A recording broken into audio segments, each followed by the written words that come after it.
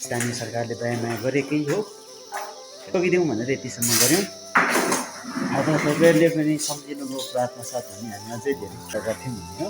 भवन जसरी सुन्दर बनिँदैछ त्यसरी नै यहाँका मण्डलीको आत्मिक जीवन पनि सुन्दर हुनुपर्छ भन्ने हाम्रो जोडबल छ। जय मसीह सबैजनालाई। प्रभु बाप्तिस्ट मण्डलीतिर छौँ हुनपादोस्, आफ्नो मण्डलीतिर आइपुगिसकेको छ आज। अनि हाम्रो भवनको फ्रन्ट साइड अगाडिपट्टि चाहिँ हामीले यस्तो बनाइसकेको अवस्था छ। हाम्रो मण्डलीका अग्रज अगुवाहरू असाध्यै खट्नु भएको छ। यहाँ त कति राम्रो बुट्टा लाउनु भयो। यसले चाहिँ होइन पुरै थियो, अब एकदमै ढुङ्गाहरू देखिरहेको थियो कि अब अहिले चाहिँ चिड्क भएको छ। अब यो अझै रङ्ग्याइयो भने कस्तो हुन्छ होला होइन त। तपाईँलाई धन्यवाद होस्, कति राम्रो गर्नुभएको छ। अब यतापट्टि हेर्नु त, हिजो मैले तपाईँलाई देखाएको थिएँ यतापट्टि पनि, र यतापट्टि पनि यस्तो भइसकेको अवस्था छ। अब यो सिसा कालो सिसा ठक्क बसेपछि झन् कति सुहाउँदो हो होइन। अत्यन्तै मेहनत साथ उहाँले गर्नु परिश्रम, यो यसको इनाम चाहिँ स्वर्गमा प्राप्त हुनेछ। र यहाँ पनि उहाँलाई हामी धन्यवाद दिन्छौँ। म मेरो व्यक्तिगत तर्फबाट धन्यवाद हुन्छु। हामीले सेवा गरेको टिनको बारबेरामा सेवा गरेकोले पनि आफ्नो 10 वर्ष पछाडि बल्ल हामीले यतिको गऱ्यौँ होइन। अथक प्रार्थना थियो, सुनेदेखिको भन्ने प्रार्थना बल्ल हामीले यतिसम्म गर्दैछौँ। तपाईँहरूको पनि प्रार्थना सहयोगले गर्दा भएको छ, यो सम्भव भएको छ।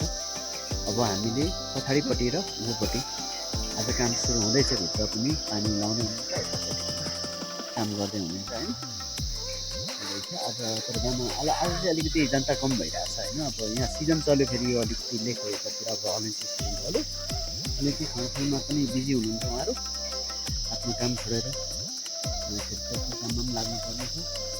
धेरै कुरा छ। म पनि यसरी बेला मौका छस्स आइपुग्दैछु र यहाँको दृश्यहरू चाहिँ कैद गरिराखेको छु। हेरिदिनुहोस्, प्रार्थना गरिदिनुहोस्। यहाँ लागेर पनि गरिसकेको छु खाँदै। अब हामी भित्रतिर जाउँ। भित्रको के छ त सिचुएसन अवस्थाहरू भनेर। भित्र आइयो, भित्र अलिक कालो कालो थियो, तर अहिले यहाँ लाइट गरेर उज्यालो भयो। हाम्रो सेरोगाई हुनुहुन्छ, यहाँको हेडमिस्ट्री भन्दा पनि हुन्छ मलाई।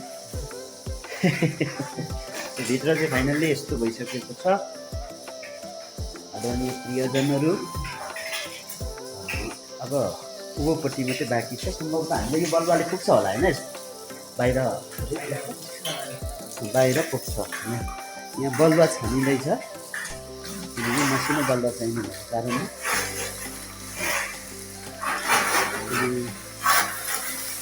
हाम्रो कुमार नगोले यहाँ पानी छम्किँदै हुनुहुन्छ। अब यता पुलपिटतिर अघि नै पानी छम्काइसकिएको छ।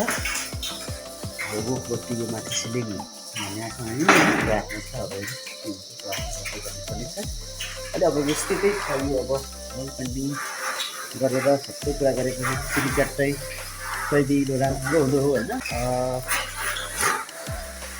भवन जसरी सुन्दर बनिँदैछ त्यसरी नै यहाँका मण्डलीको आत्मिक जीवन पनि सुन्दर हुनुपर्छ भन्ने हाम्रो जोडबल छ। र भवनलाई पनि होइन, हामी पनि के गर्नु, स्थानीय सरकारले दयामाया गरेकै हो, ठोकिदिउँ भनेर यतिसम्म गऱ्यौँ।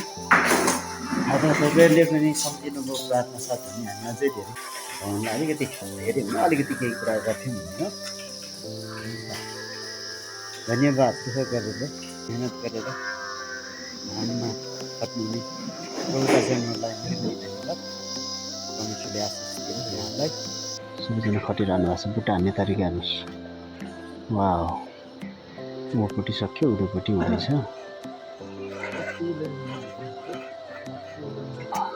मिल्यो त्यो माथिको बुट्टा, यो बुट्टा मिल्यो।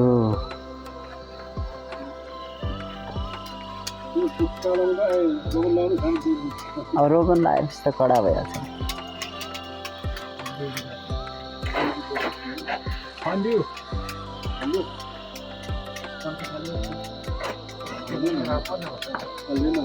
यो पछाडिको भाग हो। तिनजनाले आज कति सक्नुहुन्छ त्यति गर्नुहुन्छ यतापट्टि, अनि उँभोपट्टि मात्रै छ। हामीले यस्तो बनाउनु बाँकी छ बाटो। यता सकिसक्यो, अगाडिपट्टि सक्यो, अब पछाडि र उँभोपट्टि मात्रै भएको कारणले योपट्टि भन्नुभएको छ होइन।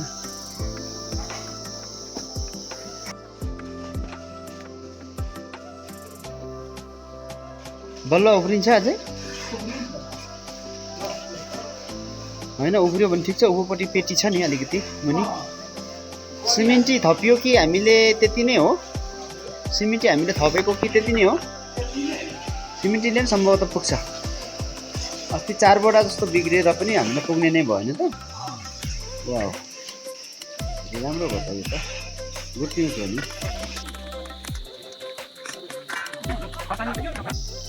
भन्दै अब म मेरो आजको यो भिडियोलाई यति नै पो गर्नु पर्ला। यहाँको दिन सुखमय र आशिषित